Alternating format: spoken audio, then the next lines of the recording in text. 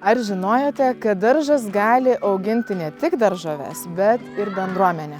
Prieš keliarius metus ši vieta atrodė visiškai kitaip. Pažiūrėkime.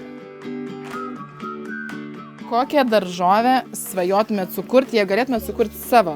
Kai būna visos daržovės, tik būtų gal kitos spalvos. Bet jinai paukščio formos yra moka, ir jinai gali skaityti. Mes įsivaizduojam, dabar visos daržovės užsiaugina kojas. Kuri greičiausiai bėga? Agurkas. Agurkas greičiausiai bėga, kodėl? Nes jis ploniausias ir... Salota. Tai gal salieras, salotos lengvos labai, jo irgi turėtų greitai bėgti. Salota tai tiesiog skrenda. Tokia Skrenda oro kaip paukščiukas. Kaip manot, kur pirmiausia bėgtų? Į parduotuvę. Į parduotuvę? Kad galėtų atsisėsti ir žmonės jį nupirkti. Kad Jos bėgtų prie vandens. aš irgi galvoju, kad į parduotuvę, aš galvoju, kad jos bėgtų į parduotuvę pažiūrėti tokių ale labai gražių daržovių. Ir sakytų, žiūrėk, wow, kokia šita morka daili. Į Maksimą.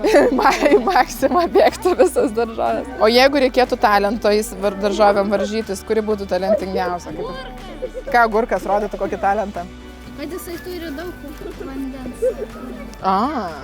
Kad gali išgerti belenkiek vandens. Jau 11 metus vykstant iniciatyva Mes bendruomenė atnešė pokytį į tūkstančių žmonių gyvenimus. Jeigu jūsų bendruomenė turi svajonių ar idėjų, paraiškų lauksime maxima.lt /Mes bendruomenė.